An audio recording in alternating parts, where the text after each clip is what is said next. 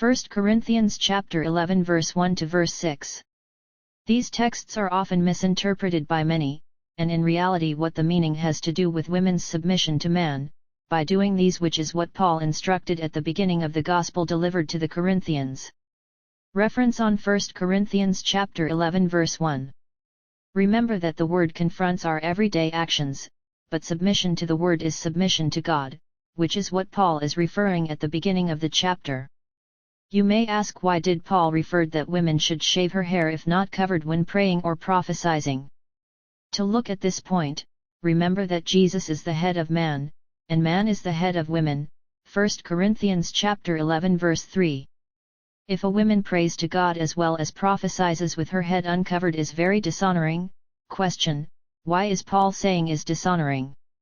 For a woman who would serve in the temple in Corinth, which by that time, all women that served in the temples shaved their hair. In that time the Corinthians were worshipping Aphrodite, which the beliefs of that time required all women serving in that temple to shave their hair, and at the same time were prostitutes. For Paul, praying and prophesying in a church by a woman had to be in strict order, but remember this, that women have the gift to prophesy as well as men, except that accepting that she has someone to submit to.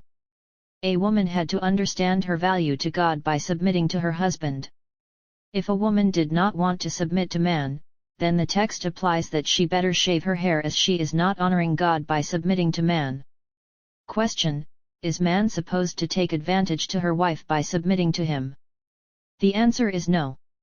Remember that the book of Peter says the following, the Holman Christian Standard Bible says clearly: husbands, in the same way, live with your wives with an understanding of their weaker nature, yet showing them honor as co-heirs of the grace of life, so that your prayers will not be hindered.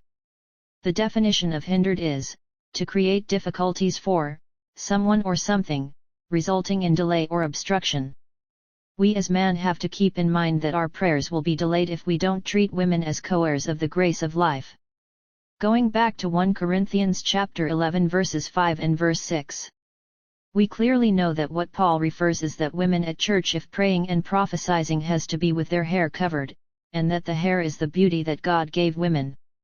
Question: is now in days acceptable to a woman to cut her hair? The answer is yes. Because the context of cutting her hair has to do with praying or prophesying with her head not covered. Of course, not as a man's haircut, but that is a different conversation. I hope this helps you in understanding more the Word of God.